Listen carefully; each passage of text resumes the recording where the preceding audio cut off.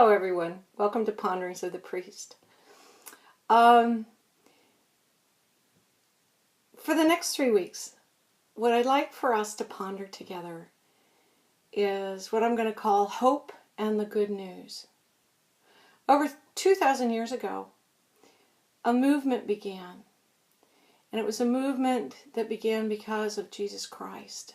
And it was a movement that began because people had good news to proclaim and they had found hope that they had never known before.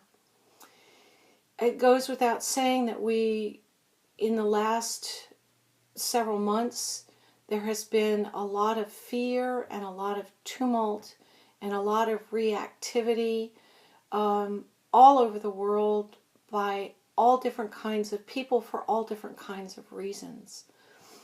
And what I'd like to offer in the pondering today is finding hope in the midst of all of the fear and tumult and reactivity that we are experiencing all around us. It's helpful for us to remember that our God, who has revealed himself in Jesus Christ, is the God who brings order out of chaos. And what we are called to do as Christ's followers is to seek first the kingdom of God and God's righteousness, and that God has promised us that everything else follows after that. So where we have to begin in the midst of this, first historically, is to recognize that there has always been turmoil, there has always been chaos.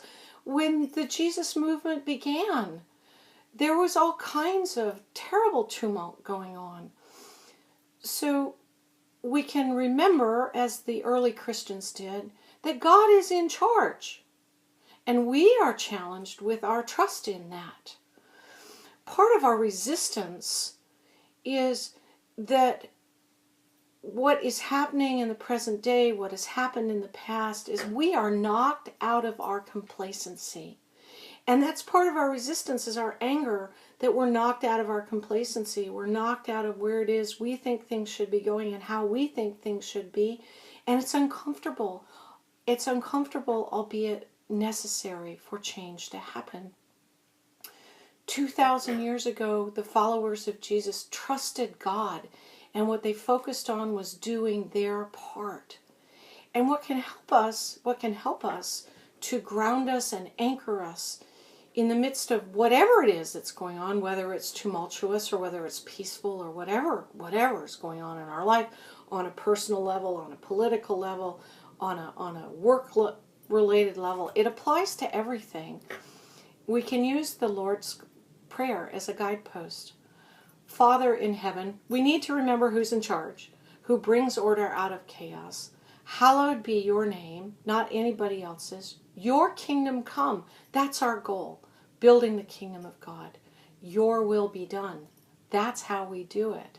On earth as it is in heaven, that we are in the midst of creating.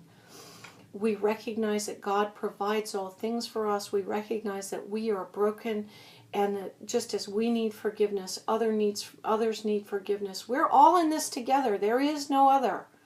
And we need to start to see that and to believe that. That lead us not into temptation. Lead us not away from you. Lead us not from rejecting you and going into our own agendas and our own wills and forgetting that you're in charge. But deliver us from evil, and evil is the place where God is not. So we need to remember, or it's helpful for us to remember, we don't have to, but it's helpful for us to remember, God is in charge. Are we doing our part? Are we resting in the hope that God is in charge? And then seeking his will in the building of his kingdom. So that's the first week for us to ponder in hope and the good news. Have a wonderful day, everyone.